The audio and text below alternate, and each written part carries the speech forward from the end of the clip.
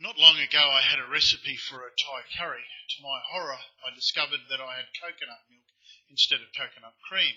What was I to do? Do I follow the recipe or do I rebel? From this analogy I will evaluate the article of Joseph Raz. Raz's article is broken into 6 components which I will briefly summarise. Raz provides that concepts are how we conceive aspects of the world and lie between words and their meanings, in which they are expressed on the one side and the nature of things to which they apply on the other. Raz states that a concept has 4 parts, which involve setting up the conditions for knowing and understanding the concept and explaining what and how the concept will be possessed and applied. He indicates that it is from this understanding that it is possible for people to invent or develop a new concept, but really concepts already exist. He says the primary task of the theory of law is explaining the nature of law. Part of the task of explaining the nature of law is to explain how people perceive the law. Therefore, it becomes relevant for people to know whether the law is affected by its concept, the concept being the secondary task. Raz states that the essential properties of law are universal characteristics of law, and that although law has had different meanings over time, its very nature or essence does not. Take, for example, capital punishment.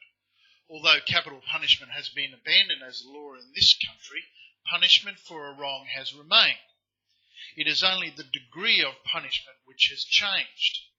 Thus, the nature of law remains. It is just that social changes mean changes to the way in which the law is prescribed. It follows then that if the nature of law does not change, then the law must have essential properties, correct? Well, Raz says that this is not a good argument, and he uses an example of H2O and it being the essential property of water, whether people believe it or not. However, to defeat it, it must be shown that the law has no essential properties. Raz describes the concepts of law in relation to legal and non-legal contexts and discusses the concept of family resemblances as ways to describe law as being too vague to have essential properties. However, he drills down to conclude that law is inclusive of all of life's apparatus, socially, scientifically, and that by studying the nature of law we understand the concepts that underpin it, namely essential properties. Raz then considers the cultural differences in the knowledge, understanding and application of law. He questions what this means in relation to the nature of law and when there is this cultural divide. Raz formulates, however, that the differences are parochial and that through the ages the application of various legal systems in the world, however tenuous, have been acknowledged in all societies. He also touches upon parochialism in the court system and whether this impacts upon legal theory. To this end, Raz confirms that legal theory is not part of legal practice. Raz then says a society can have a legal system but not really be fully aware of it. This is true when we consider that our Indigenous Australians live in a society of laws and regulations yet have no real idea of the concept or nature of those laws. He provides that whilst we live in a society of laws and have some concepts of the legal systems and how it works, there are many other laws applying to our lives which are not on the radar. He concludes, however, that law can and does exist in cultures which do not think of their legal institutions as legal, and the theory of law aims to give an account of the law wherever it is found, including in societies which do not possess the concept of law.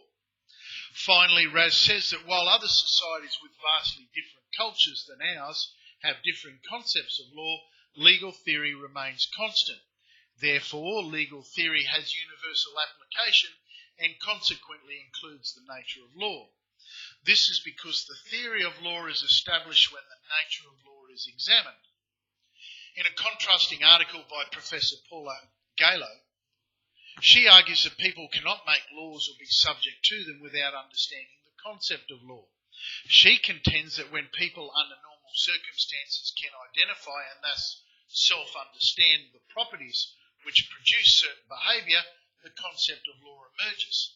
Thus, the existence of legal practice depends on the possession of some concept of law. Jurist and legal philosopher Robert Alexie, who said that the concept of law can be part of the law without being parochial, and that the concept of law can be part of the law without being subject to its authority. Thus, he concludes that in practice courts have special authority to make findings on concepts of law and give it standing, but don't necessarily have the same authority when it comes to the nature of law. In summary, when opening the cupboard and discovering I had coconut milk, should I have obeyed the recipe because the nature of cooking is following recipes? Yes, because the nature of law tells us that failure to comply will result in consequences. Upon reflection, Raz's positivist view is that societies and the concept of law can change, but the nature of law remains constant. Wrong ingredients make an average curry. Final thought, application of the law can change, but its nature doesn't. Thank you.